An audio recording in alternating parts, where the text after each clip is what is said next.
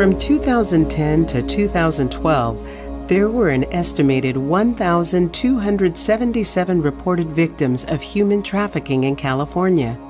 Sex trafficking accounts for 56% of those reported. However, labor trafficking is 3.5 times more prevalent in the world, and so it is very underreported in California. How do people fall victim to human trafficking? There are many ways. Esperanza's story is an example of one of 20.9 million that occur worldwide. Families impacted by poverty, social, and economic hardships are often vulnerable to human trafficking. They may easily be deceived with false promises of a good-paying job, education, or a better life. I know your husband's illness is creating difficulties. I met a recruiter that gets jobs in childcare and housekeeping with families in the United States. They pay for travel, housing, food, and a good salary. Esperanza could do it. This is how it typically begins. A chance to help the family by sending money home. I know of a family in Fresno that needs help with their home and 3 children. It pays $800 American a month. I can do it, Mom. I do all those things here. Most victims are unaware that job opportunities may not be what they are presented as, and instead seek to lure potential victims into the hands of human traffickers. Here's my telephone number. I want you to give me a call at any time, whenever you want. She will be safe. I will need your birth certificate and your ID to get you to Fresno. Human traffickers often strip their victims of access to their identification documents to better control and coerce them. The recruiters convince the family that everyone will be safe and that the opportunity is great.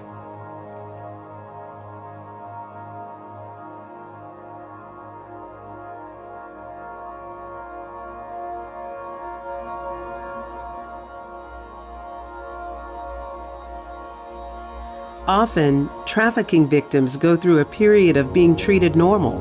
For example, victims of domestic servitude may get a nice place to sleep and start their jobs not knowing they are about to become exploited.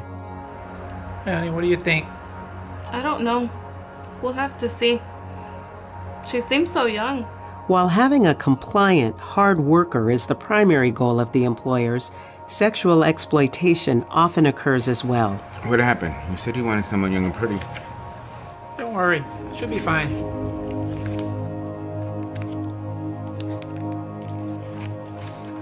Many victims are made to feel they are not working hard enough and are forced to provide labor services in an attempt to pay off debts owed to traffickers, which can include travel, housing, and unjustified expenses. Victims are also motivated to work harder through false promises, threats, deception, and other forms of coercion. You're lazy. All of a sudden you don't want to work. You have too many privileges around here. Starting today, things are gonna change. Just wait till my husband gets home. Threats of hurting the victim's family are very common. Also, threats of deportation or jail are often made to control the victims who do not know their rights.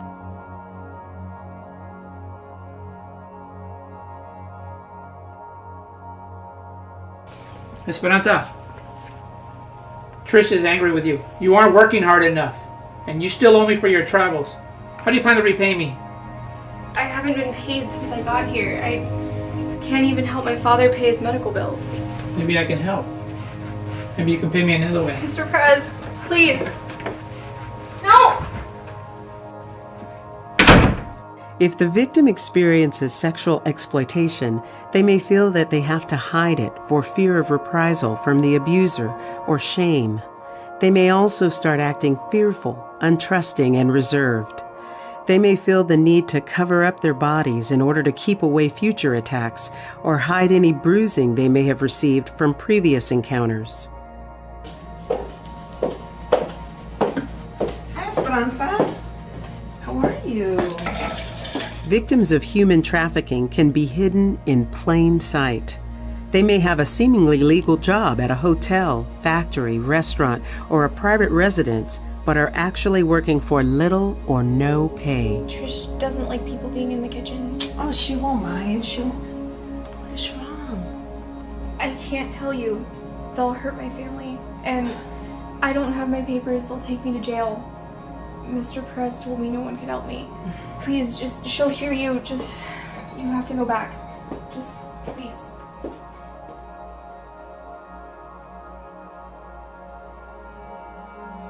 Victims are usually unaware that their working conditions or living situations are not normal or illegal.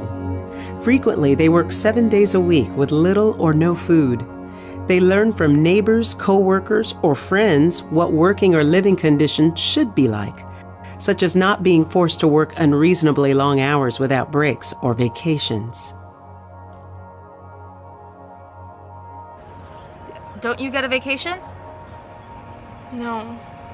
I work every day from 4 in the morning until I'm done with my chores late at night. I haven't been paid since I got here.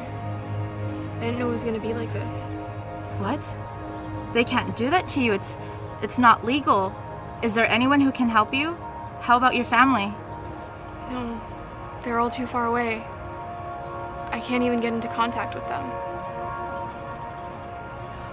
Trisha's friend Lucia offered to help. But can I trust her? You can trust her. She's a good person. She's an attorney and she knows the law. She can help you.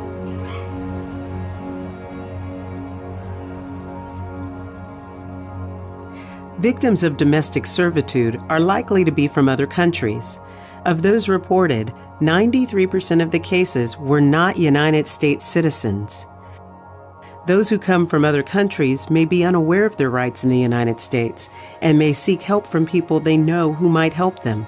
However, it isn't necessarily easy or immediate.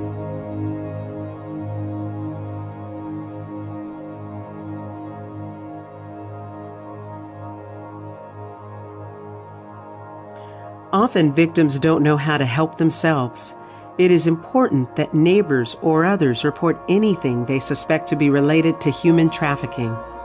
For example, a worker who seems exhausted, isolated, or afraid, who does not have access to their own identification papers, or is not allowed to talk to others. Betty and Alicia told me about your situation. I called the police. They can help you. No. I'm undocumented. Mr. Perez has my documents. He'll hurt my family. I'll go to jail. No. You need to tell the police about your situation. What Richard and Trish are doing is against the law. I have some information on an organization named Centro La Familia Advocacy Services. They can help. Here, use my cell phone. Okay, you can call the toll-free number. It's 1-877-294-3772. They can help you.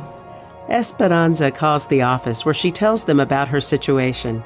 They advise her to leave with Lucia rather than stay at the home any longer. Lucia agrees to drive her to Centro La Familia Advocacy Services. Centro La Familia Advocacy Services provides support for victims of crime. The first step in the process is being interviewed to assess the victim's immediate needs. Next, they will ask about the victim's experience and contact authorities if they are a victim of crime. Then the victim is provided with basic needs and assisted with applications for social services that they are eligible for. Esperanza will be working with the federal and local law enforcement as well as the Mexican consulate. The Mexican consulate has already notified the local law enforcement in Mexico to check on your family. There are visas available for qualifying victims of human trafficking and other crimes. There are public benefits available to help you become independent and self-sufficient as well. Now these things may take time, so we need your full cooperation and patience. And here's some more information in Spanish for you to learn about your rights. In addition to visa applications, Centro La Familia Advocacy Services will accompany victims to court and help seek restraining orders if necessary. The FBI agent and local law enforcement officer who collected evidence and conducted surveillance after interviewing Esperanza are able to get an arrest warrant for Richard and Trish Perez.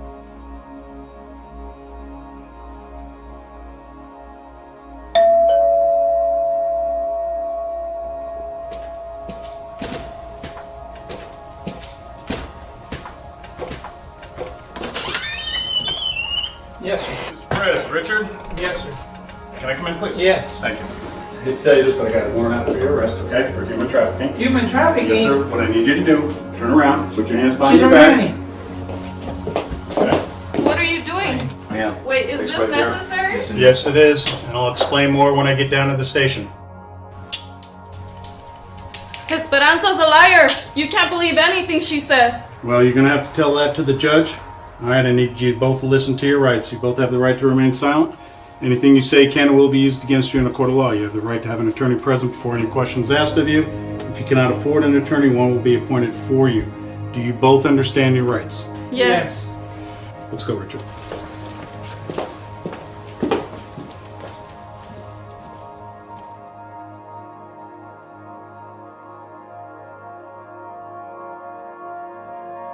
With the support of advocates from Centro La Familia Advocacy Services, Esperanza is now freed from domestic servitude.